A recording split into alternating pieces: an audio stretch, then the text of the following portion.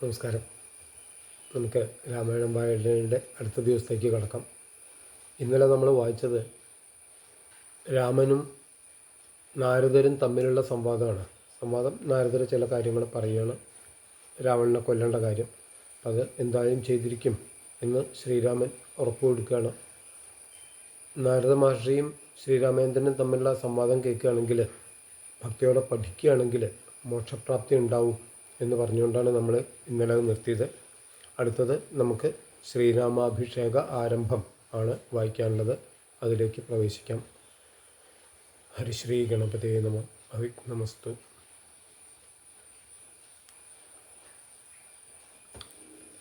ശ്രീരാമാഭിഷേകാരംഭം.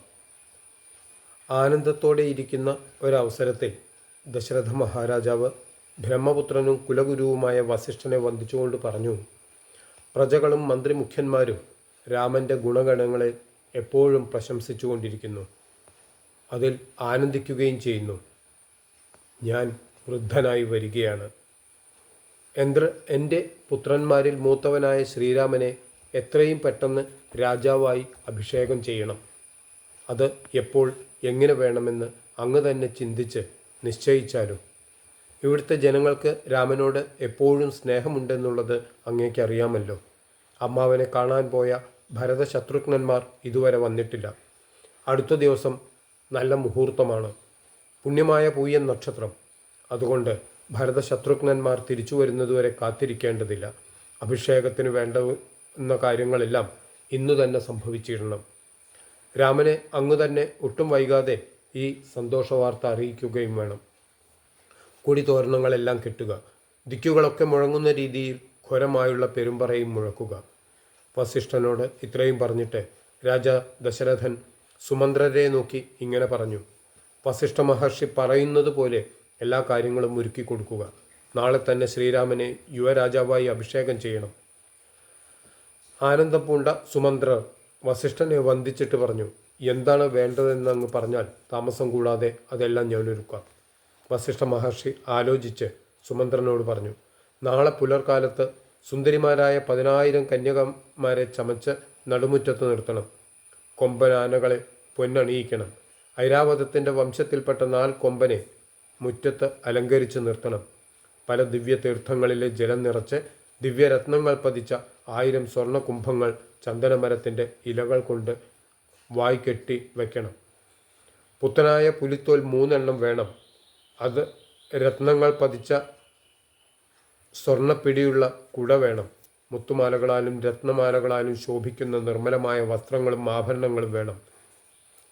സൽകൃതന്മാരായ മുനിജനങ്ങൾ ദർഭയേന്തി സഭാമണ്ഡപത്തിൻ്റെ അടുത്തു നിൽക്കണം. നർത്തകിമാരും വേശ്യാങ്കനമാരും നർത്തകരും ഗായകരും വീണാവിദഗ്ധന്മാരും കൊട്ടാരമുറ്റത്തു നിന്ന് വാദ്യങ്ങൾ വായിക്കണം. ആന, കുതിര, കാലാൾ, തേര തുടങ്ങിയ മഹാസൈന്യം വസ്ത്രാലങ്കാരങ്ങളോടെ വന്നെത്തണം. ദേവാലയങ്ങളിലെല്ലാം പ്രത്യേക ബലിയും പൂജയും നടത്തണം. ദീപാലങ്കാരങ്ങൾ ഉണ്ടാകണം. രാമൻ്റെ അഭിഷേകത്തിനായി രാജാക്കന്മാരെ ക്ഷണിക്കുകയും വേണം. ഇപ്രകാരം സുമന്ത്രരെ പറഞ്ഞേൽപ്പിച്ചിട്ട് വസിഷ്ഠൻ പെട്ടെന്ന് തേരിൽ കയറി സന്തോഷത്തോടെ ശ്രീരാമൻ്റെ ഗൃഹത്തിലെത്തി. വസിഷ്ഠൻ വന്നതറിഞ്ഞ് രഘുവരൻ ചെന്ന് സാഷ്ടാംഗം നമസ്കാരം ചെയ്ത് അദ്ദേഹത്തെ രത്നസിംഹാസനത്തിലിരുത്തി. അതിനുശേഷം പത്നിയോടൊപ്പം ഭക്തിയോടെ ശ്രീരാമൻ സ്വർണ്ണകുംഭത്തിലെ തീർത്ഥജലം കൊണ്ട് വസിഷ്ഠ മഹർഷിയുടെ പാദങ്ങൾ കഴുകി. ആ പാദാംജ തീർത്ഥത്തെ ശിരസിൽ തളിച്ച് വിശുദ്ധനായ ശ്രീരാമൻ സന്തോഷത്തോടെ പറഞ്ഞു: അങ്ങയുടെ പാദതീർത്ഥം ശിരസിൽ അണിയുകയാൽ ഞാനിന്ന് പുണ്യവാനായി. ഈ രാമവാക്യം കേട്ട് ചിരിച്ചുകൊണ്ട് വസിഷ്ഠൻ പറഞ്ഞു: രാജകുമാര, നിന്നുടെ വാക്കുകൾ കൊള്ളാം. നിന്റെ പാദതീർത്ഥം ധരിക്കയാൽ സാക്ഷാൽ ശ്രീ പരമേശ്വരൻ ധന്യനായി. എൻ്റെ പിതാവായ ബ്രഹ്മദേവനെയും അങ്ങയുടെ പാദതീർത്ഥം ധരിക്കയാൽ വിശുദ്ധനായി തീർന്നു. അങ്ങിപ്പോൾ പറഞ്ഞത് മഹാജനങ്ങളെ ഗ്രഹിപ്പിക്കാൻ വേണ്ടിയാണ്. നീ ആരാണെന്നുള്ളത് എനിക്കറിയാം. സാക്ഷാൽ പരബ്രഹ്മമായ പരമാത്മാവായ അങ്ങ് ലക്ഷ്മി ഭഗവതിയോടൊത്ത് ഭൂമിയിൽ ജനിച്ചിരിക്കുകയും ആണ്. ദേവകാര്യാർത്ഥമാണ് ഇത്. രാവണനെ കൊല്ലുന്നതിനും ഭക്തജനത്തിന് മുക്തി നൽകുന്നതിനും വേണ്ടി അവതരിച്ച ശ്രീപതി ദേവകാര്യാർത്ഥം അതീവ രഹസ്യമായതുകൊണ്ടാണ് ഞാനിത് പുറത്തു പറയാത്തത്.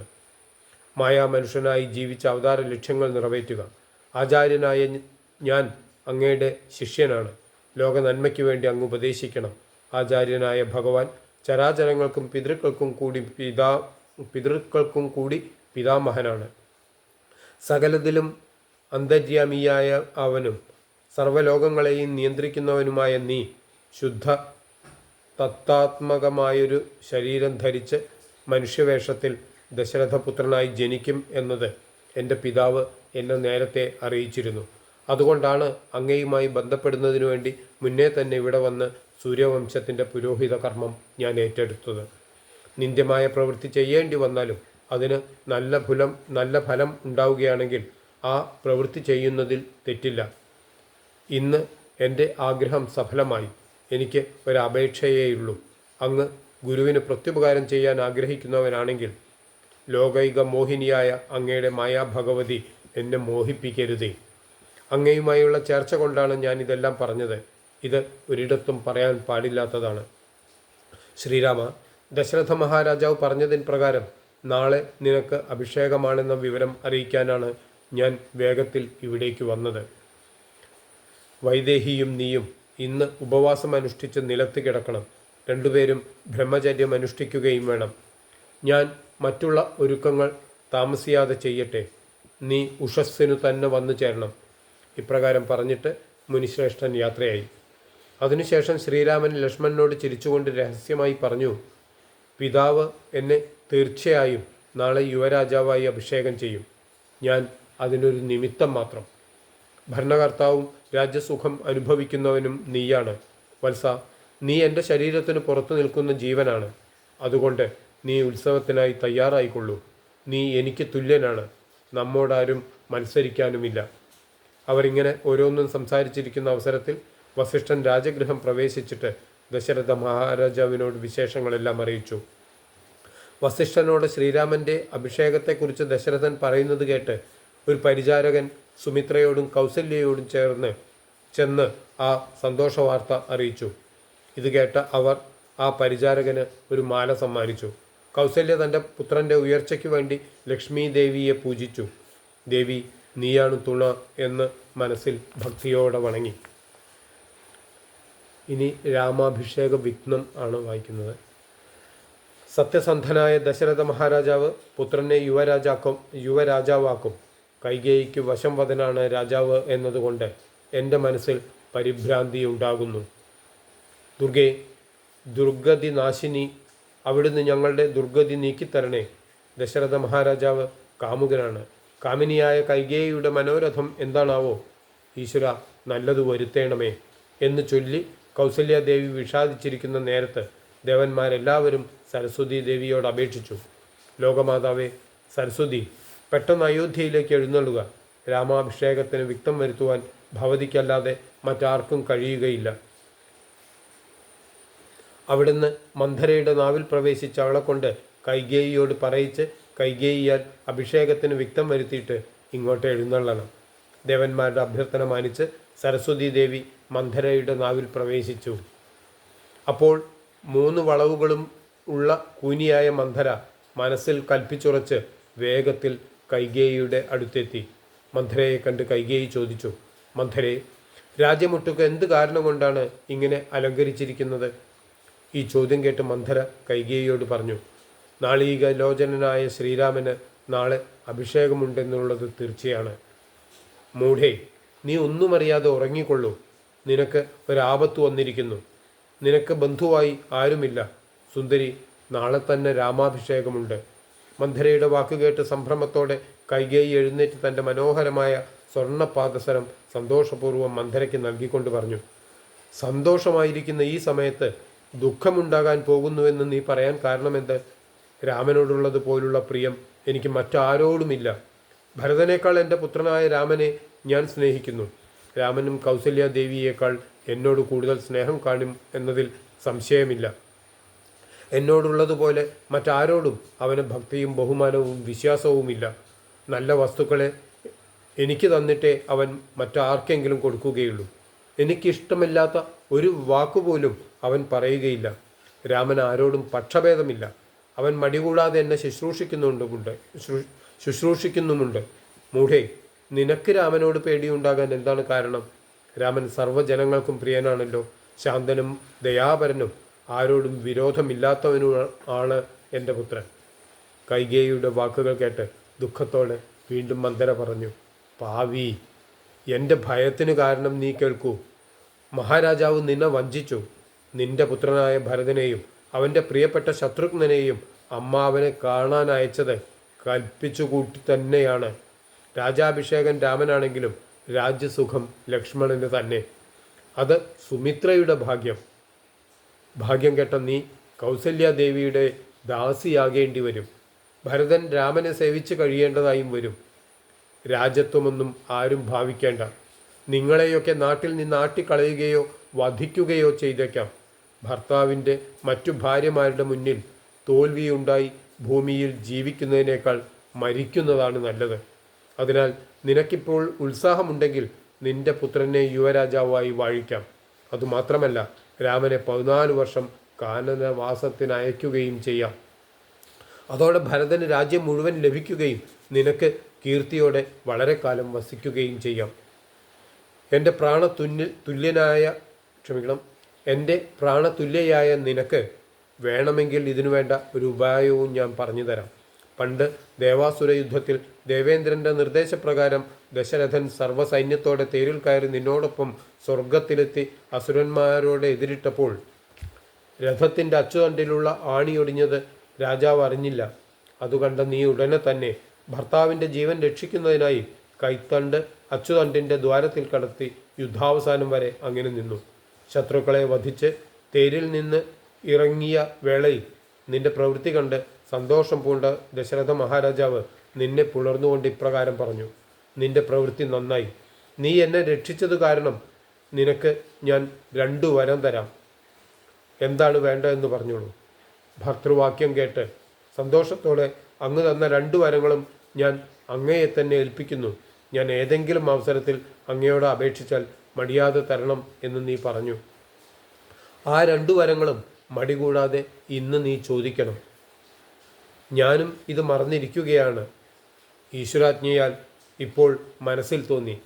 അതുകൊണ്ട് പെട്ടെന്ന് തന്നെ ധൈര്യമായി നീ ക്രോധഭാവത്തിൽ പ്രവേശിച്ച് കോപം പൂണ്ട് ആഭരണങ്ങൾ പൊട്ടിച്ചെറിഞ്ഞ് കാർക്കൂന്തൽ അഴിച്ചിട്ട് പൂമേനി പൊടികൊണ്ടണിഞ്ഞ് മലിനമായ വസ്ത്രത്തോടെ നിലത്തു കിടന്ന് കണ്ണുനീരുകൊണ്ട് മുഖവും മുലകളും നനച്ച് കരഞ്ഞുകൊണ്ട് രാജാവിനോട് 2 വരങ്ങളും ആവശ്യപ്പെടുക.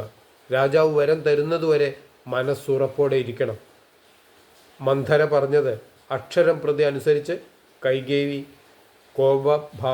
കോപഭവനത്തിൽ പ്രവേശിച്ചിട്ട് മന്ധരയോട് പറഞ്ഞു, രാമൻ വനത്തിലേക്ക് പോകുന്നതുവരെ ഞാനിവിടെ കടക്കും. പോയില്ലെങ്കിൽ ഞാൻ എൻ്റെ പ്രാണൻ കളയും. ദശരഥ രാജാവ് ഭരതനെ യുവരാജാവായി അഭിഷേകം ചെയ്യുകയാണെങ്കിൽ നിനക്ക് 100 ദേശങ്ങൾ ഞാൻ നൽകും, സംശയമില്ല. കൈകേയിയുടെ വാക്കുകൾ കേട്ട് ഇതിനൊരു മാറ്റം വരാതെ മനസ്സിലുറപ്പിച്ച് നിൽക്കുകയാണെങ്കിൽ നീ വിചാരിച്ച കാര്യം സാധിക്കും എന്നിങ്ങനെ പറഞ്ഞ് മന്ധര മടങ്ങിപ്പോയി. കൈകേയി മന്ധര പറഞ്ഞതുപോലെ പ്രവർത്തിക്കുകയും ചെയ്തു.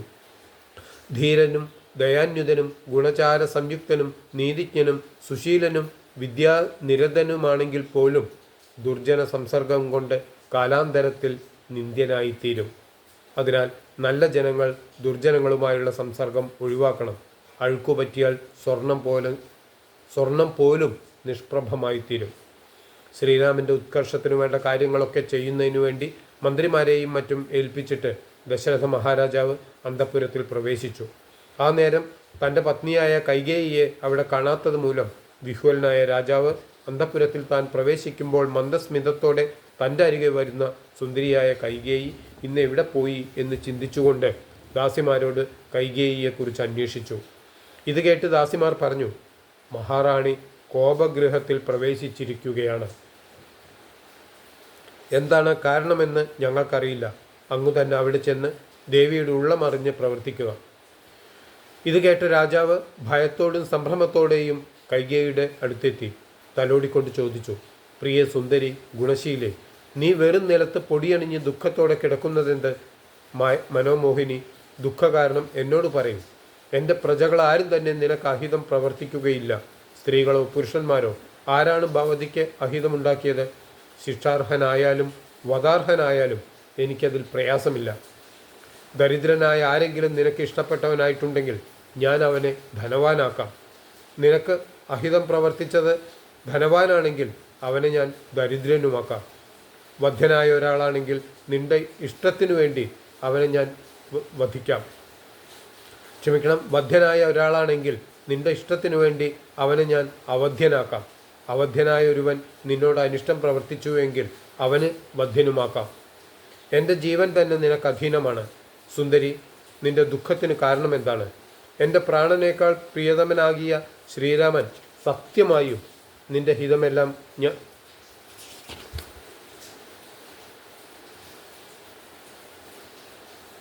എൻ്റെ പ്രാണനേക്കാൾ പ്രിയതമനാകിയ ശ്രീരാമൻ സത്യമായും നിന്റെ ഹിതമെല്ലാം ഞാൻ സാധിച്ചു തരാം. എന്നെ ഇങ്ങനെ നീ ദുഃഖിപ്പിക്കരുത്.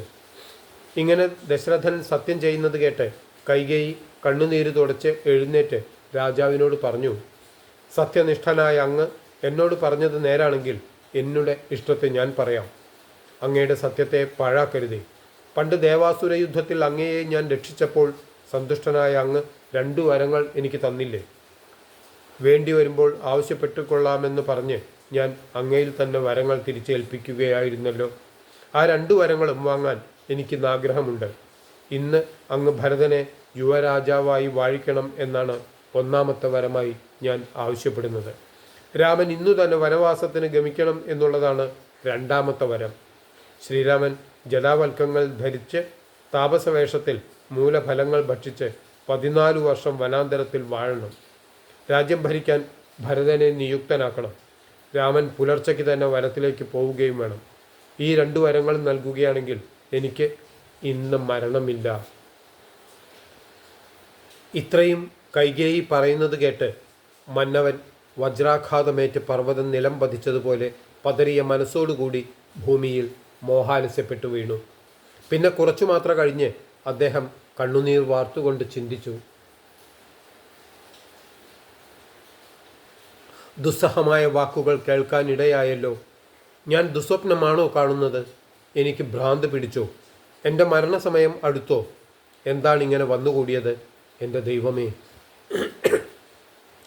ഇങ്ങനെ ചിന്തിച്ചുകൊണ്ട് ഒരു പെൺ കടുവയെപ്പോലെ സമീപത്തിരിക്കുന്ന മൂർഖമതിയായ കൈകേയിയുടെ മുഖം നോക്കി ഭയത്തോടെ ദീർഘനിശ്വാസം വിട്ടുകൊണ്ട് ദശരഥൻ പറഞ്ഞു, ഭദ്രേ, നീ എന്തുകൊണ്ടാണ് ഇങ്ങനെയൊക്കെ പറയുന്നത്? നിന്നോട് രാഘവൻ എന്തു പിഴച്ചു? എൻ്റെ പ്രാണന് ഹാനികരമായ വാക്കുകൾ നീ ഇപ്പോൾ പറയാൻ കാരണമെന്ത്? മുൻപ് നീ രാമഗുണങ്ങളെ വർണ്ണിച്ചുകൊണ്ട് ഞാനും കൗസല്യാദേവിയും തമ്മിൽ അവന് ഭേദമില്ല എന്ന് പറയുന്നത് ഞാൻ കേട്ടിട്ടുണ്ട്. ആ നിനക്ക് ഇന്നിത് തോന്നാൻ എന്താണ് കാരണം? നിന്നോട് പുത്രന് രാജ്യം വേണമെന്നുണ്ടെങ്കിൽ തരാമല്ലോ. അതിന് രാമൻ വനവാസത്തിന് പോകണം എന്നുണ്ടോ? ഭരതൻ രാജാവായിരുന്നാലും രാമനെ കൊണ്ട് നിനക്ക് ഒരു ബുദ്ധിമുട്ടും ഉണ്ടാവുകയില്ല. ഇങ്ങനെ പറഞ്ഞ് കരഞ്ഞുകൊണ്ട് രാജാവ് കൈകേയിയുടെ കാൽക്കൽ വീണു. ഇത് കേട്ട് നേത്രങ്ങൾ ചുവപ്പിച്ചുകൊണ്ട് കൈകേയി ദശരഥനോട് പറഞ്ഞു, ഭൂമിപതേ, അങ്ങ് ഭ്രാന്തനാവുകയാണോ? അങ്ങിങ്ങനെ ഭ്രാന്ത് പറയുന്നത് എന്തിന്? അസത്യവാക്യങ്ങൾ പറയുകയാണെങ്കിൽ ഘോരങ്ങളായ നരകങ്ങളിൽ ചെന്നു ചേരും. പങ്കജനേത്രനായ രാമൻ പ്രഭാതത്തിൽ വനത്തിന് പോയില്ലെങ്കിൽ അങ്ങയുടെ മുമ്പിൽ ഞാൻ എൻ്റെ പ്രാണനെ കളയും. രാജാ ദശരഥൻ സത്യസന്ധനാണെന്നുള്ള കീർത്തി അങ്ങ് പരിപാലിക്കണം. സാധുമാർഗത്തെ വെടിഞ്ഞുകൊണ്ട് യാതനകളും ദുഃഖങ്ങളും ഉണ്ടാക്കേണ്ട. രാമനെ ചൊല്ലി ഭവാൻ ചെയ്ത ശപഥം മഹാരാജാവെ വൃഥ അതിനെ മിഥ്യയാക്കല്ലേ. കൈകേയിയുടെ നിർബന്ധവാക്യങ്ങളും ശ്രീരാമനെ പിരിഞ്ഞിരിക്കേണ്ടി വരുന്നതും ചിന്തിച്ച് രാജാവ് ദുഃഖത്തിൽ നിമഗ്നനായി മോഹാലസ്യപ്പെട്ടു.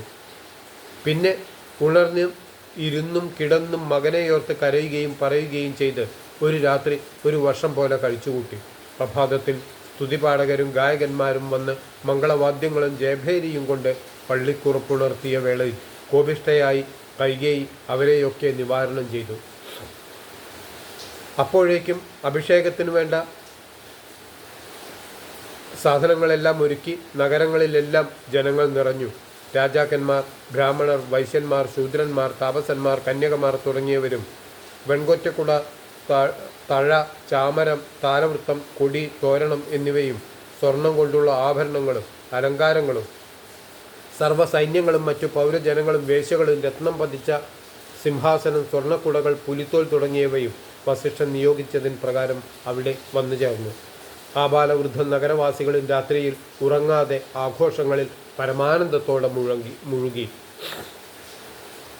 മനോഹരമായ കവിൾത്തടങ്ങളും താമരയിതൾ പോലെയുള്ള മിഴികളും ചന്ദ്രനെ പോലുള്ള മുഖവും പൂനിലാവ് പോലെയുള്ള പുഞ്ചിരിയും മുല്ലമൊട്ടുകൾ പോലുള്ള പല്ലുകളും ഉച്ചമലരി പൂവ് പോലുള്ള ചുണ്ടുകളും കഴുത്തിൽ ശോഭിക്കുന്ന കൗസ്തുഭരത്നവും ഭംഗിയേറിയ തിരുമാറും ഉദരഭാഗവും പീതാംബര വസ്ത്രവും സ്വർണ്ണ അരഞ്ഞാണങ്ങളും ആനയുടെ തുമ്പിക്കൈ പോലുള്ള തുടകളും ആനയുടെ മസ്തകം പോലെയുള്ള കാൽമുട്ടുകളും കാമദേവന്റെ അവനാഴി പോലെയുള്ള കണങ്കാലുകളും ആമയുടെ പുറവടി ശോഭയും താമരപ്പൂ പോലുള്ള പാദതലങ്ങളും ഇന്ദ്രനീലക്കല്ലിൻ്റെ ശോഭയുമുള്ള ശ്രീരാമൻ രത്നകിരീടം ധരിച്ച് സർവാഭരണ വിഭൂഷിതനായ വെൺകൊറ്റക്കുട പിടിക്കുന്ന അനുജൻ ലക്ഷ്മണനോട് കൂടി വരുന്നത് പ്രഭാതത്തിൽ കാണാനാവുമല്ലോ.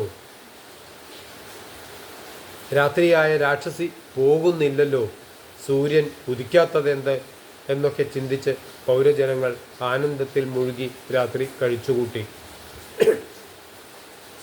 വിച്ഛിന്നാഭിഷേകം.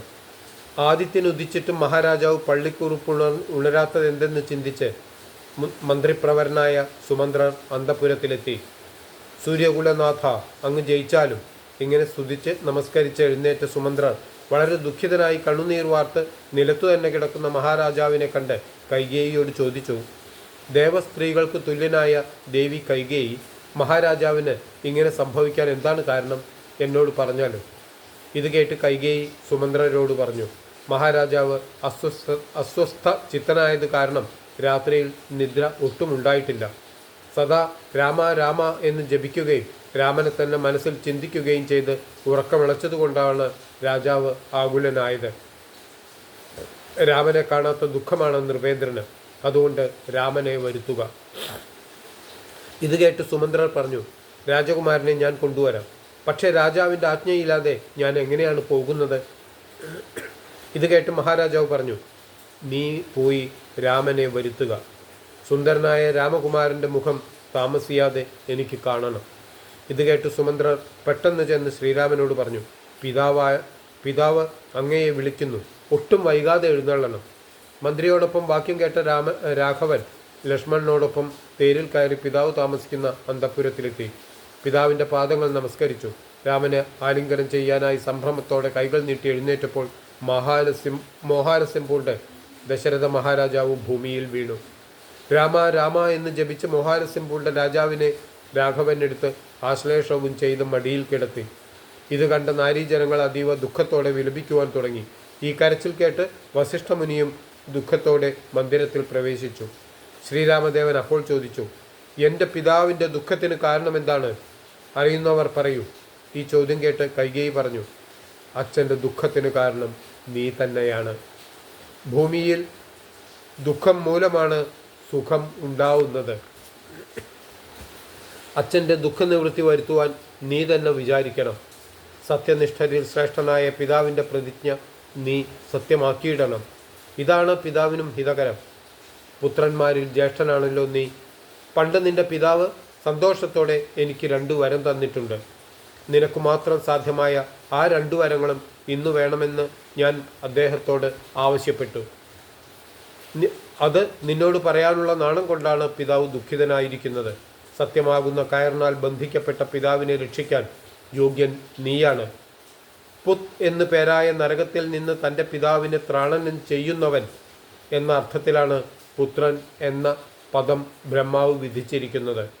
അമ്മയുടെ വചനങ്ങൾ കേട്ട് ദുഃഖിതനായ രാമൻ പറഞ്ഞു, അമ്മേ, ഇത്രയൊക്കെ പറയണോ? പിതാവിനു വേണ്ടി എൻ്റെ ജീവനെയും മാതാവിനെയും സീതയെ തന്നെയും ഞാൻ ഉപേക്ഷിക്കും. സംശയമില്ല, എൻ്റെ മനസ്സിൽ ഒരു ദുഃഖവുമില്ല. അച്ഛൻ പറയുകയാണെങ്കിൽ രാജ്യവും ഞാൻ ത്യജിക്കും. ലക്ഷ്മണനെ ഉപേക്ഷിക്കാൻ പറഞ്ഞാലും ഞാൻ ഉപേക്ഷിക്കും.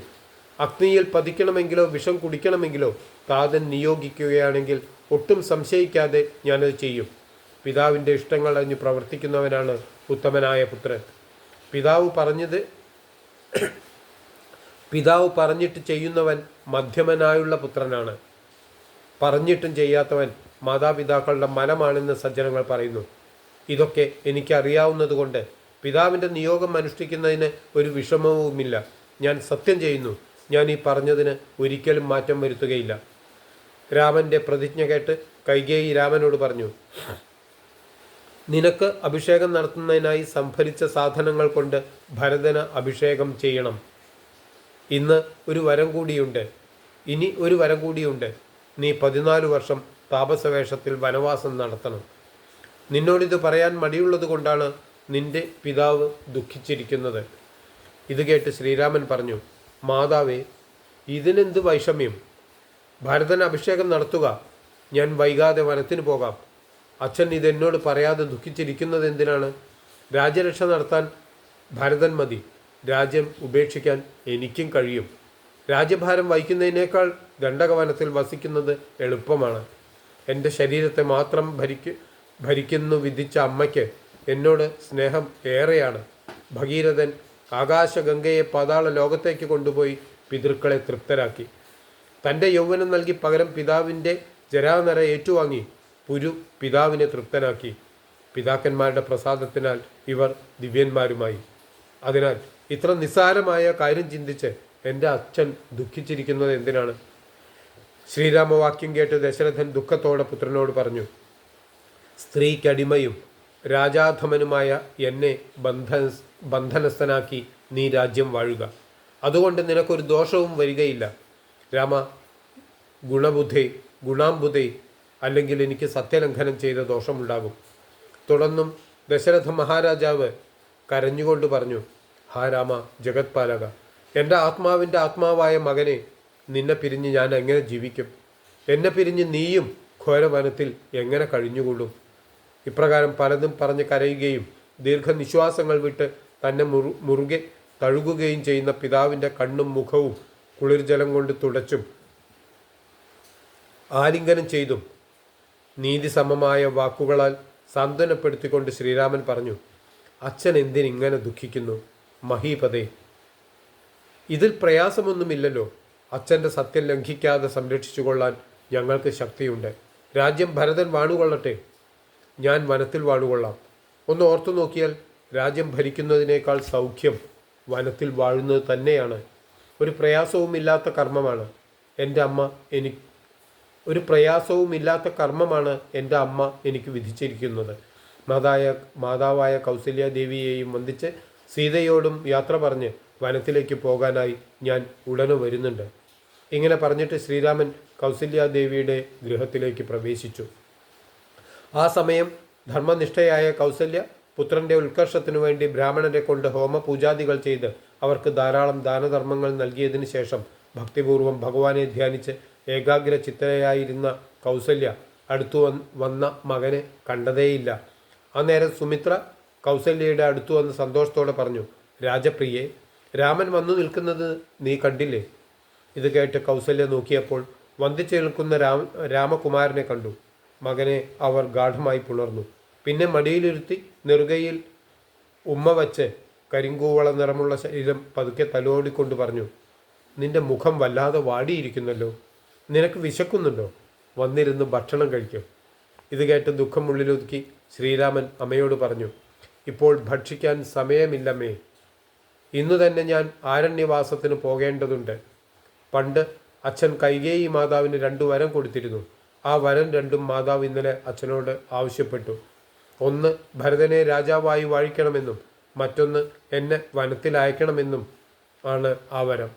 ഞാൻ 14 വർഷം വനത്തിൽ വസിച്ച് പെട്ടെന്ന് തന്നെ ഇവിടെ വന്നെത്തും. മാതാവേ, ദുഃഖമൊന്നും മനസ്സിലുണ്ടാകാതെ സന്തുഷ്ടയായി വസിക്കുക. ശ്രീരാമവാക്യങ്ങൾ കേട്ട് കൗസല്യ മോഹാലസ്യം പൂണ്ട് നിലത്തു വീണു. മോഹാലസ്യം മാറിയപ്പോൾ ദുഃഖത്തോടെ കരഞ്ഞുകൊണ്ട് തൻ്റെ പുത്രനോട് പറഞ്ഞു, ഇന്ന് നീ വനവാസത്തിന് പോകുന്നെങ്കിൽ എന്നെയും കൂടി കൊണ്ടുപോകണം. നിന്നെ പിരിഞ്ഞ് ക്ഷണനേരം പോലും ഇരിക്കാൻ എനിക്ക് കഴിയുകയില്ല. എന്നെ കൂടാതെ നീ ദണ്ഡകാരണത്തിന് പോവുകയാണെങ്കിൽ ഞാൻ കാലപുരി പോകും. കുട്ടി വേർപെട്ടു പോയ തള്ളപ്പശുവിൻ്റെ ദുഃഖം പറഞ്ഞറിയിക്കാവുന്നതല്ലല്ലോ. ഭരതന് നാട് വാഴണമെങ്കിൽ നീ വനവാസം നടത്തേണ്ടതുണ്ടോ? കൈകേയിയോടും മഹാരാജാവിനോടും നീ എന്ത് പിഴച്ചു? നിന്റെ അച്ഛനും ഞാനും ഗുരുസ്ഥാനം കൊണ്ട് നിനക്ക് തുല്യരാണ്. അച്ഛൻ പോകണമെന്ന് നിയോഗിക്കുകയാണെങ്കിൽ ഞാൻ പോകരുതെന്ന് വിലക്കുന്നു. എൻ്റെ വാക്കുകളെ ധിക്കരിച്ചുകൊണ്ട് മഹാരാജാവിൻ്റെ വാക്കുകൾ കേട്ട് നീ പോവുകയാണെങ്കിൽ ഞാൻ എൻ്റെ പ്രാണനെ ത്യാഗം ചെയ്യും. അതോടെ ഈ വംശവും മുടിഞ്ഞു പോകും. കൗസല്യയുടെ വചനങ്ങൾ കേട്ട് ദുഃഖിതനായ ലക്ഷ്മണൻ ദുഃഖവും കോപവും നിറഞ്ഞ നേത്രാഗ്നി കൊണ്ട് ലോകങ്ങളെല്ലാം ദഹിച്ചു പോകും വണ്ണം രാമനെ നോക്കി പറഞ്ഞു, ഇതിൽ ദുഃഖിക്കാൻ എന്തിരിക്കുന്നു? ഭ്രാന്തചിത്തനും വൃദ്ധനും സ്ത്രീജിതനും ലജ്ജയില്ലാത്തവനുമായ പിതാവിനെ ബന്ധിച്ച് ശത്രുക്കളായവരെ എല്ലാം വധിച്ച് ഒരു താമസവും കൂടാതെ ഈ അഭിഷേകം ഞാൻ നടത്താം. അമ്മ ഒട്ടും വിഷമിക്കാതെ സന്തോഷവതിയായിരിക്കും. ജ്യേഷ്ഠൻ്റെ അഭിഷേകം നടത്താനുള്ള ശൗര്യം എനിക്കുണ്ട്. കാര്യമല്ലാത്തത് ചെയ്യുന്നത് ആചാര്യനായാലും ശാസിക്കാവുന്നതേയുള്ളൂ. അടുത്തത് ലക്ഷ്മണോപദേശമാണ്. ഇത്രയും പറഞ്ഞ് ലോകങ്ങളെല്ലാം കോപാഗ്നിയിൽ ദഹിപ്പിക്കുന്ന വിധം നിൽക്കുന്ന ലക്ഷ്മണനെ ആനന്ദസ്വരൂപനും ഭക്തജന സമൂഹത്തിന് കൽപ്പവൃക്ഷം പോലുള്ളവനുമായ ശ്രീരാമൻ മന്ദസ്മിതത്തോടെ മെല്ലെ അടുത്തു ചെന്ന് ആലിംഗനം ചെയ്തുകൊണ്ട് പറഞ്ഞു, വത്സ ലക്ഷ്മണ, നീ മത്സരബുദ്ധി വെടിഞ്ഞ് എൻ്റെ വാക്കുകൾ കേൾക്കണം. നിന്നോട് തത്വം മുൻപേ എനിക്കറിയാം. നിനക്ക് എന്നോടുള്ള വാത്സല്യം മറ്റാർക്കുമില്ല. നിനക്ക് അസാധ്യമായിട്ടൊന്നുമില്ല. എങ്കിലും ഞാൻ പറയുന്നത് കേൾക്കുക. ഈ കാണുന്ന വിശ്വവും രാജ്യവും ധാന്യവും ധനവും സത്യമാണെങ്കിലേ നിന്റെ പ്രയത്നം യുക്തമാവുകയുള്ളൂ. അല്ലെങ്കിൽ ഇതിനാൽ ഫലം ഇല്ല. സുഖങ്ങളെല്ലാം മിന്നൽ പോലെ അസ്ഥിരമാണ്. ആയുസ്സും വേഗത്തിൽ നഷ്ടപ്പെടും എന്ന് നീ ഓർക്കുക. ചുട്ടുപഴുത്ത ഇരുമ്പിന്മേൽ വീണ വെള്ളത്തുള്ളി പോലെ പെട്ടെന്ന് നശിക്കുന്നതാണ് മനുഷ്യജന്മം. പാമ്പിൻ്റെ തൊണ്ടയിൽ അകപ്പെട്ട തവള ഭക്ഷണത്തിന് അപേക്ഷിക്കുന്നത് പോലെ കാലമാകുന്ന സർപ്പത്താൽ വിഴുങ്ങപ്പെട്ട ജനങ്ങൾ ചഞ്ചലമായ മനസ്സോടെ സുഖഭോഗങ്ങൾ തേടുന്നു. പുത്രന്മാർ, മിത്രങ്ങൾ, ഭാര്യ തുടങ്ങിയവർ ചേർന്നുള്ള ജീവിതം അല്പകാലം മാത്രം നിലനിൽക്കുന്നതാണ് എന്ന് നീ ഓർക്കുക. വഴിയമ്പലത്തിൽ വിശ്രമാർത്ഥം എത്തുന്ന വഴിപോക്കർ ഒത്തുകൂടിയിട്ട് പിരിഞ്ഞു പോകുന്നത് പോലെയും നദിയിലൂടെ തടികൾ ഒഴുകുന്നത് പോലെയും കുടുംബ ബന്ധങ്ങൾ ചഞ്ചലമാണ്. മനുഷ്യർക്ക് ഐശ്വര്യം സ്ഥിരമായിരിക്കുകയില്ല. യൗവനം എക്കാലവും നിലനിൽക്കുകയുമില്ല. ലക്ഷ്മണ, ഭാര്യാസുഖം സ്വപ്ന സമാനമാണ്. ആയുസ്സും അല്പമാണ്. രാഗദ്വേഷാദികളോട് കൂടിയ ജീവിതം ആകെ കൂടി ചിന്തിച്ചാൽ സ്വപ്ന തുല്യമാണ്. ഗന്ധർവ നഗരം എന്ന് കരുതി മൂഢന്മാർ ഈ ജീവിതത്തിൽ മുഴുകിപ്പോകുന്നു. സൂര്യൻ വേഗത്തിൽ ഉദിക്കുകയും അതുപോലെ തന്നെ കടലിൽ അസ്തമിക്കുകയും ചെയ്യുന്നു. ഉറങ്ങി എഴുന്നേൽക്കുമ്പോഴേക്കും പിന്നെയും സൂര്യൻ ഉദിച്ചിരിക്കും. മായാസമുദ്രത്തിൽ മുങ്ങിക്കിടക്കുന്നവർ കാലം കടന്നു പോകുന്നതും ആയുസ് പോകുന്നതും അറിയുന്നതേയില്ല.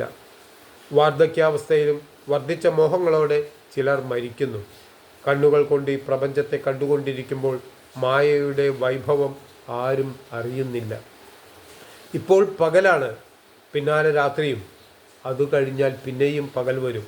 ഇപ്രകാരം നിരൂപിച്ചിരിക്കുന്ന മൂഢാത്മാക്കൾ ഈശ്വരൻ്റെ ഗതിയും ലീലാവിശേഷങ്ങളും വേർതിരിച്ചറിയാത്തതുകൊണ്ട് ചുടാത്ത മൺകുടത്തിൽ നിറച്ച വെള്ളം പോലെ അവരുടെ ആയുസ് നഷ്ടപ്പെടുന്നത് അറിയുന്നതേയില്ല. ഏവരുടെയും ശരീരം രോഗങ്ങളാകുന്ന ശത്രുക്കൾ വന്ന് നശിപ്പിക്കും. ജരാനരകൾ ബാധിക്കും.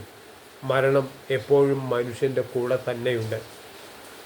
ദേഹം നിമിത്തം അഹംഭാവം പൂണ്ട ജന്തുക്കൾ ഞാൻ ബ്രാഹ്മണനാണ്, ഞാൻ രാജാവാണ്, ഞാൻ ആഢ്യനാണ് എന്നൊക്കെ ആവർത്തിച്ച് പറഞ്ഞിരിക്കുമ്പോൾ ഈ ശരീരം ജന്തുക്കൾ ഭക്ഷിച്ച് കാഷ്ടിച്ചേക്കാം. അല്ലെങ്കിൽ ദഹിച്ച് ചാമ്പലായി പോയേക്കാം. അതുമല്ലെങ്കിൽ മണ്ണിനടിയിൽ കിടന്ന് കൃമികളായും മാറിയേക്കാം. അതുകൊണ്ട് ശരീരത്തോടുള്ള അതിമോഹം നന്നല്ല. തൊലി, മാംസം, രക്തം, അസ്ഥി, മലം, മൂത്രം, ശുക്ലം എന്നിവ കൂടിച്ചേർന്നുള്ള ശരീരം പഞ്ചഭൂതങ്ങളാൽ നിർമ്മിതമാണ്. ലക്ഷ്മണ, ദേഹാഭിമാന നിമിത്തം നിനക്കുണ്ടായ മോഹത്താൽ ഈ ലോകത്തെ ദഹിപ്പിക്കുവാൻ നീ ചിന്തിച്ചത് നിനക്ക് ജ്ഞാനമില്ലാത്തതുകൊണ്ടാണ്. ദേഹത്തെക്കുറിച്ച് ഊറ്റം കൊള്ളുന്നവർക്ക് രോഷം കൊണ്ടാണ് ദോഷം വന്നു ചേരുന്നത് എന്ന് നീ മനസ്സിലാക്കണം. ഈ ദേഹമാണ് ഞാൻ എന്ന ചിന്ത മനുഷ്യർക്ക് മോഹത്തെ ജനിപ്പിക്കുന്ന അവിദ്യയാകുന്നു. ഞാൻ ദേഹമല്ല, ആത്മാവാണെന്ന ബോധം മോഹത്തെ ഇല്ലാതാക്കുന്ന വിദ്യയാണ്. സംസാരത്തിന് കാരണമാകുന്നത് അവിദ്യയും സംസാരത്തെ നശിപ്പിക്കുന്നത് വിദ്യയുമാണ്. അതുകൊണ്ട് മോക്ഷം നേടണമെങ്കിൽ ഏകാഗ്രതയോടെ ആത്മവിദ്യാ പരിശീലനം നേടണം. അവിടെ കാമം, ക്രോധം, ലോഭം, മോഹം തുടങ്ങിയ ശത്രുക്കൾ ഉണ്ട് എന്നറിയണം. മോക്ഷത്തിന് തടസ്സം വരുത്തുവാൻ ഏറ്റവും ശക്തിയുള്ളത് ക്രോധത്തിനാണ്.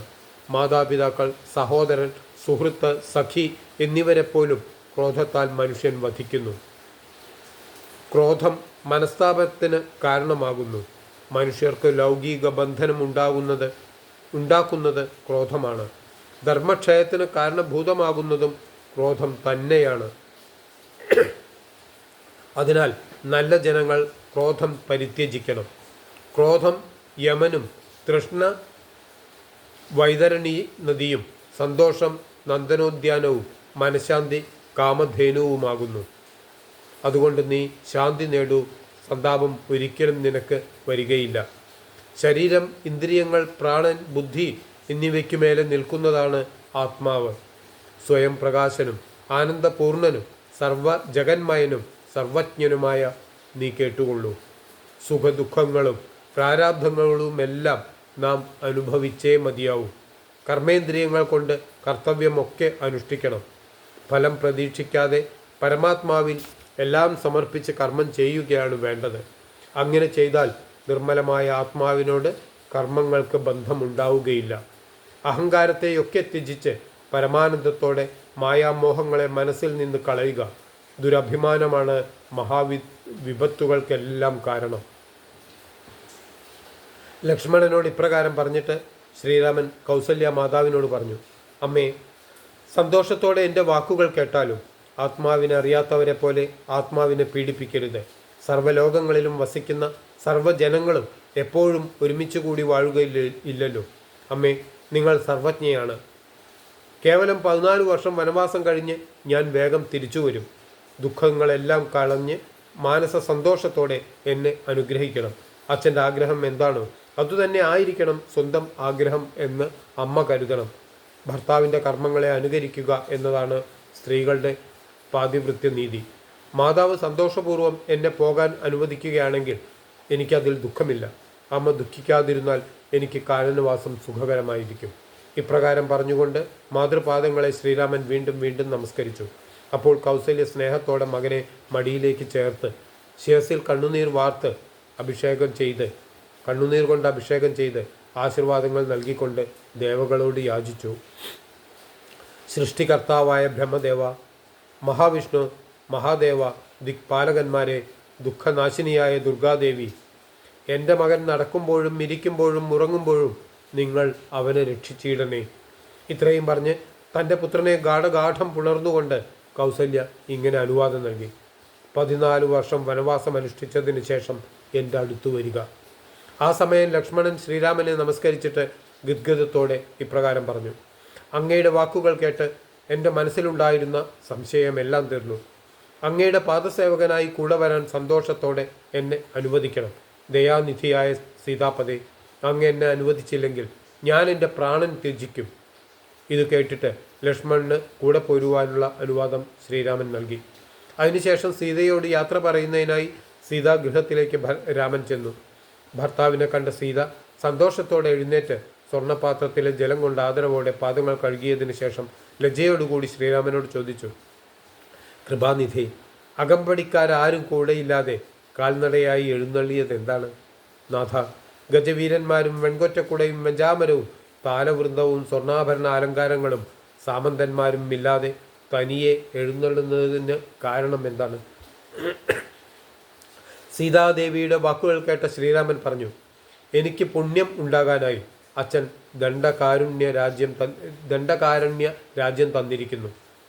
അത് പാലിക്കുന്നതിനായി ഞാൻ ദണ്ഡകാരുണ്യത്തിലേക്ക് പോകുന്നു. പ്രിയെ, മനസ്സിൽ ഖേദമില്ലാതെ മാതാവായ കൗസല്യയെയും ശുശ്രൂഷിച്ച് നീ സുഖമായി വസിക്കുക. ഭർത്താവിൻ്റെ വാക്കുകൾ കേട്ട് സീത രാമനോട് പറഞ്ഞു, അങ്ങയെ രാത്രിയിൽ പോലും പിരിയുന്നത് സഹിക്കാനാവാത്ത പിതാവ് അങ്ങേക്ക് വനരാജ്യം തരാൻ കാരണമെന്ത്? രാജാവ് തന്നെയല്ലേ ഇന്നലെ രാജ്യാഭിഷേകത്തിനുള്ള ഒരുക്കങ്ങൾ ആരംഭിച്ചത്? അങ്ങ് പറയുന്നത് സത്യമാണോ? വൃത്താന്തങ്ങളെല്ലാം വിചിത്രം തന്നെ. ഇത് കേട്ട് രാഘവൻ അരുളി ചെയ്തു, സീതേ, അച്ഛൻ കൈകേയി മാതാവിന് പണ്ട് ദേവാസുര യുദ്ധത്തിൽ വെച്ച് 2 വരം നൽകിയിരുന്നു. ആ 2 വരങ്ങളും കൈകേയി മാതാവ് പിതാവിനോട് ഇന്ന് ആവശ്യപ്പെട്ടു. അതിലൊന്ന് ഭരതനെ യുവരാജാവായി വാഴിക്കണം എന്നും മറ്റൊന്ന് എന്നെ വനത്തിൽ അയക്കണം എന്നുമായിരുന്നു. സത്യലംഘനം നടത്താൻ വിഷമിച്ച അച്ഛൻ മാതാവിന് ആ വരങ്ങൾ കൊടുത്തു. അതുകൊണ്ട് ഞാൻ ഇന്ന് വനത്തിലേക്ക് പോവുകയാണ്. ദണ്ഡകാരണ്യത്തിൽ 14 വർഷം വസിച്ച് പ്രയാസമൊന്നും കൂടാതെ ഞാൻ തിരിച്ചെത്തും. നീ അതിന് മുടക്കം പറയരുത്. ദുഃഖമെല്ലാം കളഞ്ഞ് അമ്മയോടൊത്ത് ഇവിടെ വാഴുക. ഇപ്രകാരം രാഘവൻ പറയുന്നത് കേട്ട് സുന്ദരിയായ സീതാദേവി പറഞ്ഞു, വനത്തിൽ ഞാൻ മുന്നിൽ നടക്കും. അങ്ങ് എൻ്റെ പിന്നാലെ വേണം എഴുന്നള്ളാൻ. എന്നെ കൂടാതെ പോകുന്നത് അങ്ങേക്ക് ഉചിതമല്ല. ഇത് കേട്ട് ശ്രീരാമൻ സീതയോട് പറഞ്ഞു, മരങ്ങൾ തിങ്ങി നിറഞ്ഞ വനങ്ങൾ നിന്നെ അവിടേക്ക് ഞാൻ എങ്ങനെ കൊണ്ടുപോകും? ഭയങ്കരങ്ങളായ സിംഹം, കടുവ, പന്നി, കാട്ടുപോത്ത്, ആന, പാമ്പ്, കരടി, ചെന്നായ് മുതലായ ജന്തുക്കളും മനുഷ്യനെ ഭക്ഷിക്കുന്ന രാക്ഷസന്മാരും അവിടെ ധാരാളമുണ്ട്. അവറ്റയെ കണ്ടാൽ നമുക്കെല്ലാം ഭയമുണ്ടാകും, സ്ത്രീജനങ്ങൾക്ക് പ്രത്യേകിച്ചും. പ്രിയെ, കയ്പും പുളിപ്പുമുള്ള ഫലമൂലാദികളാവും ഭക്ഷിക്കാൻ കിട്ടുക. നല്ല കറികൾ, അപ്പം, ചോറ്, തേൻ, പാൽ ഇവയൊന്നും ഒരു നേരത്തിന് പോലും കിട്ടുകയില്ല. ഉയർച്ചയും താഴ്ചയുമുള്ളതും ഉള്ളതും ഗുഹകളും അഗാധ തലങ്ങളും ചരൽ കല്ലുകളും കൊണ്ട് നിറഞ്ഞതുമായ ചീത്ത വഴികളാണ് വനത്തിലുള്ളത്. നല്ല വഴി കണ്ടുപിടിക്കാനും മനുഷ്യരെ കണ്ടുകിട്ടാനും വളരെയധികം പ്രയാസമാണ്. തണുപ്പ്, കാറ്റ്, വെയിൽ എന്നിവയുടെ ശല്യം വലുതാണ്. മാത്രമല്ല കാൽനടയായി വേണം സഞ്ചരിക്കാൻ. ദുഷ്ടരാക്ഷസരെ കണ്ടാൽ ആരും സഹിക്കുകയില്ല. അതിനാൽ ഞാൻ പറയുന്നത് പോലെ അമ്മയെയും പരിചരിച്ച് ഇവിടെ വസിക്കുക. 14 വർഷം കഴിഞ്ഞാൽ ഉടനെ ഞാനിവിടെ തിരിച്ചെത്തും. ശ്രീരാമവാക്യങ്ങൾ കേട്ട് സീത വർദ്ധിച്ച ദുഃഖത്തോടുകൂടി പറഞ്ഞു, നാഥ, ഞാൻ പതിവ്രതയായ ധർമ്മപത്നിയാണ്. അങ്ങല്ലാതെ എനിക്ക് മറ്റാരുമല്ല ആശ്രയം. അങ്ങയുടെ പാദശുശ്രൂഷ ചെയ്യുന്നത് മുടക്കരുതേ. നിന്നോട് കൂടെ വാഴുന്ന എന്നെ മറ്റാർക്കെങ്കിലും പീഡിപ്പിക്കാൻ കഴിയുമോ? ഫലമൂലാദികൾ എന്തു തന്നെയായാലും അങ്ങ് ഭക്ഷിച്ചിട്ട് ശേഷിക്കുന്നത് എനിക്ക് അമൃതിന് തുല്യമാണ്. ഭർത്താവിനൊപ്പം നടക്കുമ്പോൾ കല്ലും മുള്ളും എനിക്ക് പുഷ്പസമാനമാണ്. കാമദേവന് തുല്യനായ അങ്ങ് എന്നെ കൈവടിയരുത്. എന്നെ കൊണ്ടൊരു പീഡയും അങ്ങേക്ക് ഉണ്ടാവുകയില്ല. എനിക്കൊന്നിനെയും ഭയവുമില്ല. മുമ്പൊരിക്കൽ ജ്യോതിശാസ്ത്ര വിദഗ്ധനായ ഒരു ബ്രാഹ്മണൻ കണക്കുകൂട്ടിയിട്ട് ഞാൻ ഭർത്താവിനൊപ്പം വനത്തിൽ വസിക്കും എന്ന് അരുളി ചെയ്തിരുന്നു. ഇനിയൊരു സത്യം കൂടി പറയാനുണ്ട്. പല കവിശ്രേഷ്ഠന്മാരും രാമായണം ആമോദത്തോടെ പറഞ്ഞ് ഞാൻ കേട്ടിട്ടുണ്ട്. അതിൽ സീതയെ കൂടാതെ രാമൻ വനവാസത്തിന് പോയതായി വർണ്ണിച്ചിട്ടുണ്ടോ? പ്രകൃതിയെ വേറിട്ട് പുരുഷനുണ്ടോ? ചിന്തിച്ചാൽ രണ്ടും ഒന്ന് തന്നെയല്ലേ? വിവാഹ സമയത്ത് ചെല്ലുന്ന മന്ത്രത്തിൻ്റെ അർത്ഥം പ്രാണാവസാന കാലം വരെ വേർപിരിയാതെ ജീവിക്കുക ആണെന്നിരിക്കെ എന്നെയും ഉപേക്ഷിച്ച് വനത്തിലേക്ക് പോവുകയാണെങ്കിൽ അങ്ങ് സത്യമായും ഞാൻ എൻ്റെ പ്രാണൻ ത്യജിക്കും.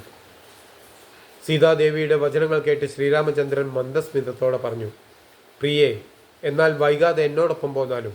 ഇനി ഇതിനു വേണ്ടി സങ്കടപ്പെടേണ്ട. സീതേ, നീ നിന്റെ ആഭരണങ്ങളൊക്കെ അരുന്ധതി ദേവിക്ക് ദാനം ചെയ്യുക. ഇത്രയും പറഞ്ഞിട്ട് ലക്ഷ്മണനോട് ബ്രാഹ്മണ ശ്രേഷ്ഠന്മാരെ വരുത്തുവാൻ അരുളി ചെയ്തു.